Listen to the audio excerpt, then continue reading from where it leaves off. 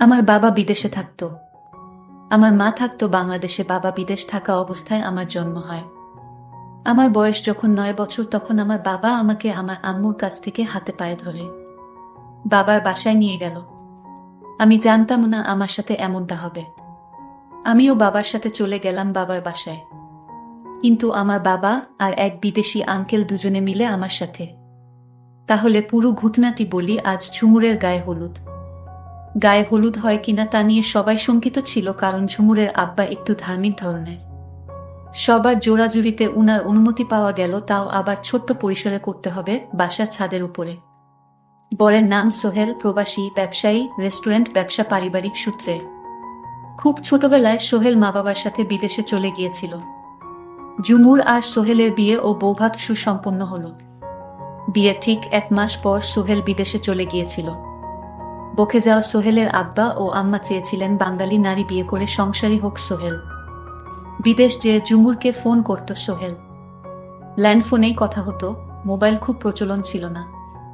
বিয়ের 2য় মাসের মাঝামাঝিতে ঝুমুর যখন কনসিভ করল, সবাই খুশি হলেও সোহেল খুশি হয়নি। সোহেল আস্তে আস্তে ঝুমুরের সাথে যোগাযোগ কমিয়ে দিল।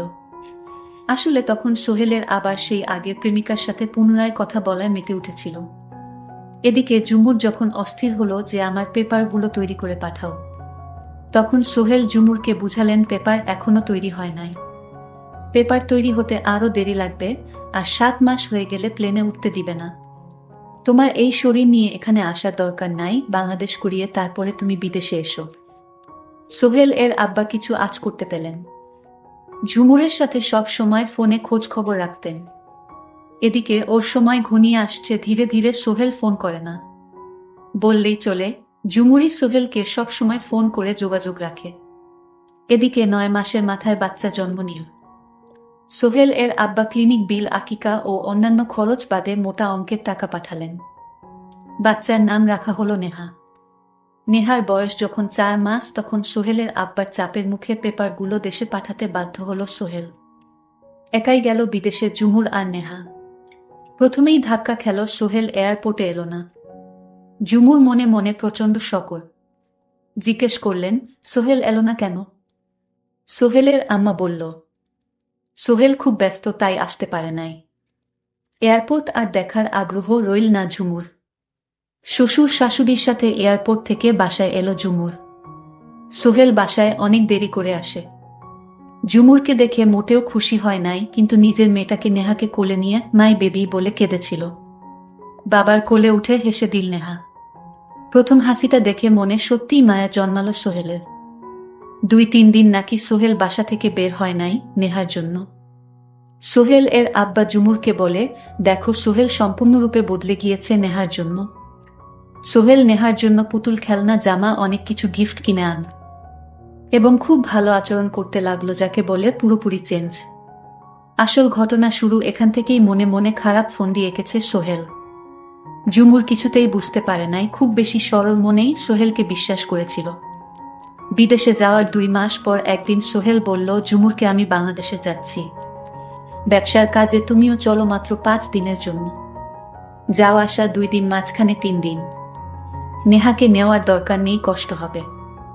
6 মাসের বাচ্চাকে রেখে আসতে রাজি হলো না ঝুমুর, কিন্তু সোহেল বোঝালো এরকম সুযোগ আর হবে না, তুমি হয়তো আর 3-4 বছরেও যেতে পারবে না। কি বুঝে ঝুমুর রাজি হয়ে সোহেলের সাথে বাংলাদেশে আসলো। ঠিক দুপুরবেলা বাংলাদেশে সোহেল আর ঝুমুর আসলো। কোনোরকম হাত মুখ ধুয়ে দুপুরের খাবার খেয়ে বিশ্রাম না নিয়ে ওই এক কাপড়ে ঝুমুরদের বাসা থেকে বের হয়ে সোহেল বলল, খালার বাসায় যাচ্ছি, ফিরতে সন্ধ্যা একটু রাত হবে, চিন্তা করো না, যত তাড়াতাড়ি পারি আসবো। সোহেল আসলে খালার বাসায় যায়নি, ওই মুহূর্তে ঢাকার উদ্দেশ্যে রওনা দিয়ে রাতের ফ্লাইটে বিদেশের উদ্দেশ্যে চলে গেল। রিটার্ন টিকিট আগে থেকেই কাটা ছিল। এদিকে রাতে ঝুমুর খালার বাসায় ফোন করে জানতে পারে সোহেল ওখানে যায়নি। সবাই দুশ্চিন্তা করে হাসপাতাল, অন্যান্য জায়গায় খোঁজাখুঁজি শুরু করল। পরের দিন যখন থানায় ডায়েরি করবে, তখনই সোহেল ফোন করে ঝুমুরকে। কথাগুলো ছিল, এমন তোকে বাংলাদেশ থেকে আমার আব্বা এনেছিল, তাই আমি নিজেই তোকে রেখে আসলাম। আর যোগাযোগ করবি না, আমার মেয়ে আমি রেখে দিলাম, এছাড়া আমার কোনো উপায় নাই, আব্বার কারণে তোকে বিয়ে করতে বাধ্য হয়েছিলাম, আমি তোকে আর রাখবো না। কথাগুলো বলেই লাইন কেটে দিল এবং ঝুমুর ফিট হয়ে গেল। ভাগ্য খারাপ হলে যা হয়, ঝুমুর পাসপোর্ট ঝুমুরের কাছে নেই, সোহেল নিয়ে চলে গিয়েছে। একেই বলে চরম বিশ্বাসঘাতকতা ও প্রতারণা। যদি বুঝত ঝুমুর। নতুন করে পাসপোর্ট করে ঝুমুর আবার 3 মাস পর বিদেশে গেল। ঝুমুর চাচার বাসায় গিয়ে উঠল।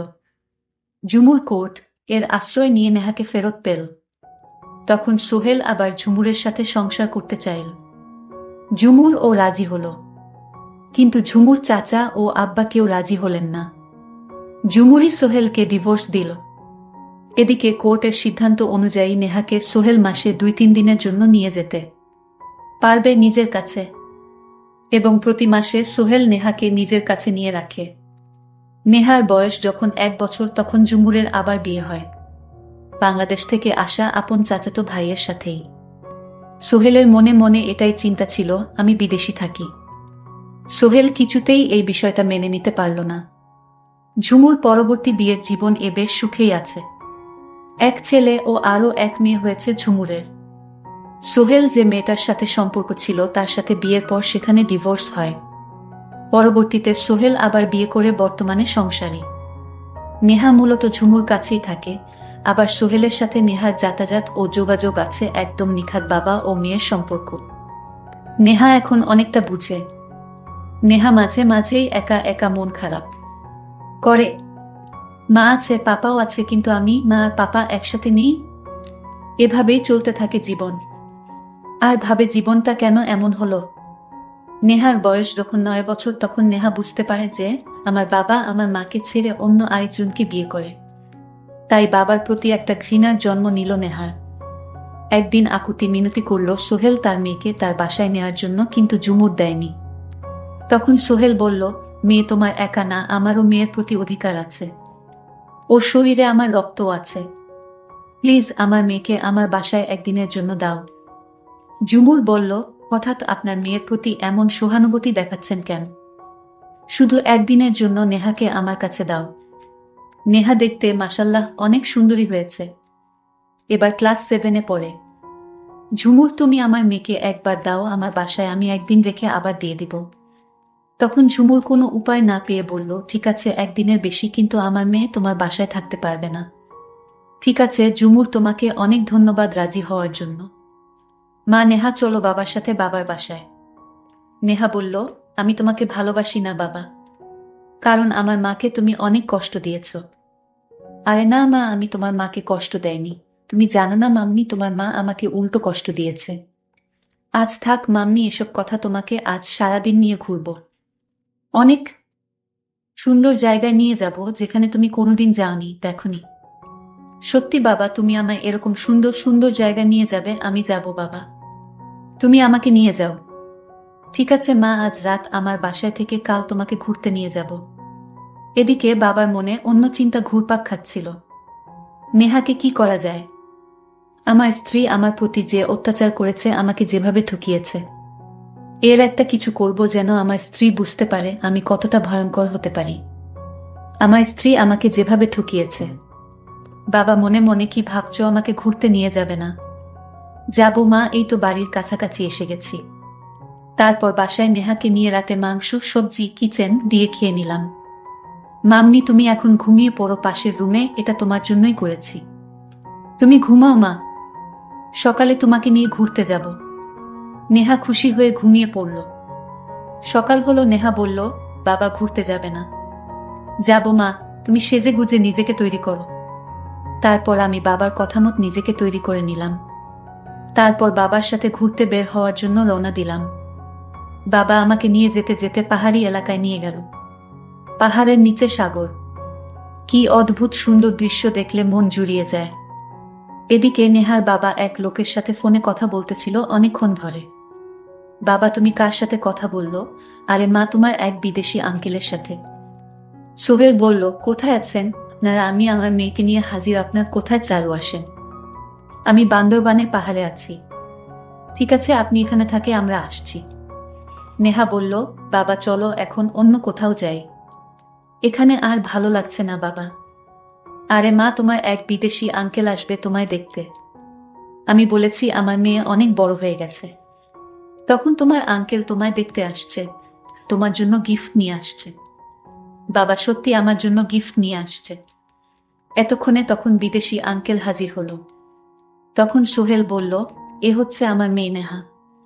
মাশাল্লাহ, অনেক সুন্দর হয়েছে মেয়েটা তোমার। তখন ওই আঙ্কেল আমার দিকে কিভাবে যেন তাকিয়ে রয়েছে। আমার খুব ভয় লাগছিল।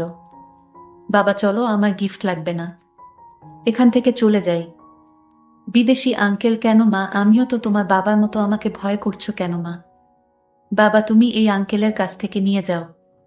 সোহেল বলল, কি বলো মা? আমি তো তোমাকে এনেছি তোমার বিদেশি আঙ্কেলের হাতে, তোমাকে তুলে দেব। তুমি বিদেশ গিয়ে আরো অনেক সুন্দর সুন্দর দৃশ্য দেখতে পারবে মা। তুমি তোমার আঙ্কেলের সাথে চলে যাও মা, আমি কিছুদিন পর তোমাকে নিয়ে আসব। নেহা তখন কান্না করে বলল, না বাবা, আমি যাব না। তুমি আমাকে আমার আম্মুর কাছে ফিরিয়ে দিয়ে আসো বাবা। আমি আর এখানে এক মুহূর্ত থাকতে চাই না। আরে মা, তুমি তোমার আঙ্কেলের সাথে যাও, এরপর আমি আর কিছুই বলতে পারবো না। আমার নিষ্ঠুর বাবা আমাকে বিদেশি আংলের হাতে তুলে দিল কিছু টাকার জন্য। সোহেল তখন নেহাকে বলল, তুই আমার মেয়ে না, তোর মা আমার সাথে প্রতারণা করেছে আমি যখন বিদেশ ছিলাম। আর আমার সত্যিকারের মেয়েকে তোর মা মেরে ফেলেছিল। আর তাই তোকে বিদেশি আঙ্কেলের হাতে তুলে দিলাম, যেন তোর মা আর তোকে কোনোদিন যেন খুঁজে না পায়। সন্তান হারানোর যন্ত্রণা আমি হাড়ে হাড়ে টের পাচ্ছি। আজ তোর মাও বুঝবে সন্তান হারানোর কি যন্ত্রণা। তোকে যখন খুঁজে পাবে না, তখন বুঝবে। বাবা, তাই বলে তুমি আমাকে দিয়ে তুমি প্রতিশোধ নিচ্ছ? বাবা, আমার কম বয়স, আমাকে ফেলে দিও না। চুপ কর, তুই আমার মেয়ে না, আমাকে বাবা বলে ডাকবি না। এই কথা শোনার পর আমি আর কিছুই বলতে পারবো না। হঠাৎ ঘুম থেকে উঠে দেখি আমি বিদেশ আঙ্কেলের বাসায়। তারপর কি হলো সেটা শোনার জন্য পরবর্তীতে ভিডিও দেওয়া হবে। সেই পর্যন্ত সবাই ভালো থাকবেন, ধন্যবাদ।